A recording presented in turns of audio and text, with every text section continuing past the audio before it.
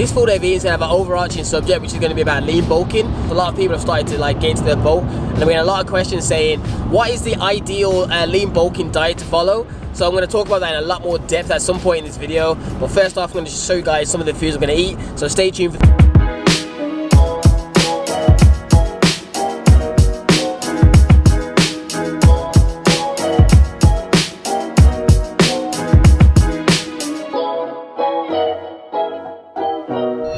Some of you are probably thinking, why on earth did you put that protein shake in an actual mug instead of just having it in a protein shake bottle?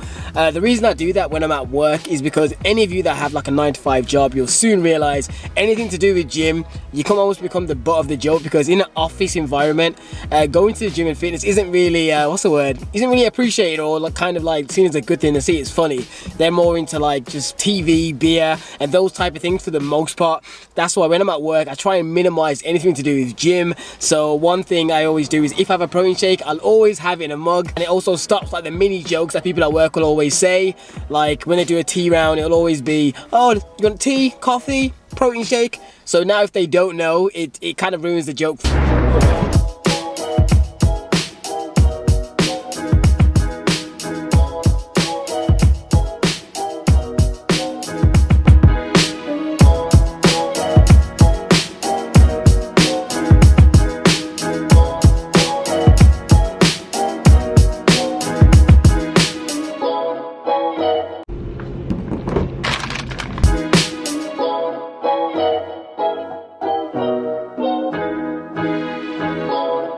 Alright, and now I've just finished work, so what I'm going to do is go home. So currently the time is 5 o'clock, well just after 5. Alright, we're back at home, going to make a meal.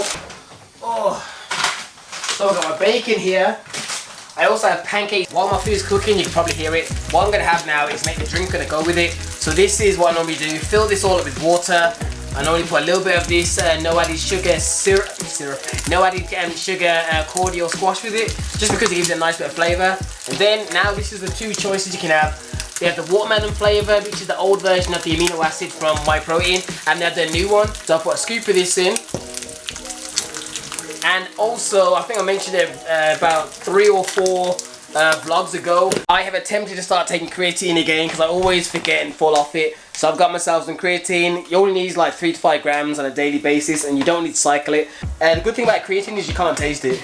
Well, especially if you mix it in with actual like juice and squash. So what I would do with creatine, just get any like unflavored brand. Don't get any flavored creatine, because most likely you're gonna always mix it with something else anyway. And this is the Korea Pure one. It's meant to be the really good version of creatine, so always look out for, where's it, Korea Pure. Then I'm going to show you my meal. With the bacon thing I mentioned, the bacon I went for is just unsmoked bacon. I don't normally go for the smoked one because it's a bit more salty. And yeah, bacon is, I always thought like bacon was crazy amounts of calories, because that's what you always hear. Realistically, 2 slices of bacon, depending on how you make it, whether you oven it or you grill or whatever, is roughly around 110 calories. That's not a lot of calories for 2 slices of bacon, considering I think turkey rashers was, I think, 90 calories. So for an extra like 20 to 30 calories, I could be eating bacon, which tastes a lot better.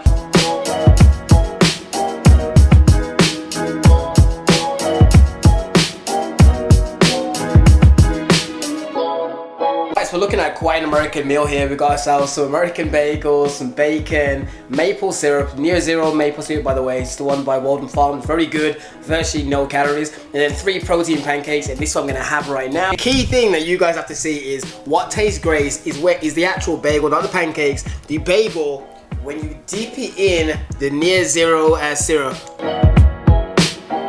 it's so good. Now I know why Americans, because they eat like bacon and waffles and syrup and they pour it over it. Now I know why that combination tastes great. I've been missing out for years. Alright people, and here is the next thing I'm going to make. We've got ourselves some chicken fillets, the Korean barbecue glazed chicken breasts. I'm probably going to have 2 of these now. I'm going to have it with a stir fry, so we've got egg noodles and a big bag of veg. I'll probably have half the veg and probably the full pack of noodles. So what I'm gonna do is cook that right before I go to the gym. So here we are. What we've done is I've took out 2 of the chicken fillets and I've sliced them up. With chicken fillets, a big tip is to butterfly the chicken fillets. So slice them down the center but the side of it. What it does is it makes it cook quicker, and also it makes it a lot more juicier, especially when you reheat it the next day, if you do. Because when to think of how thick a proper chicken fillet is, not the ones you get at Tesco, a proper one you get from like the butcher or say musclefood.com, which is where I got that stuff from. They're normally really thick, and for you to cook that just on a pan, sometimes it can get really thick and dry out. So when you butterfly it, it keeps the chicken fillets a lot more juicier.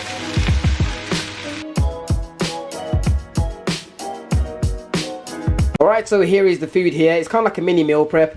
In there is 500 grams of chicken breast. I'm only going to eat 250 grams today, so half of that pan. And then here is the full whack of the noodles and half a pack of the veg. So I'm probably going to eat all of that because I do feel pretty hungry.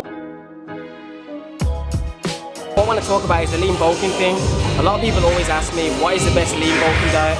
Right now it's quote unquote bulking season, right? And when it's cutting season, people also ask me a similar question. Like, the only difference between the two really should be the volume of food. You don't have to drastically change your diet, it's about the volume. And if you're lean bulking, that's only like an extra 150 to 200 calories per day. That's not a crazy amount of food.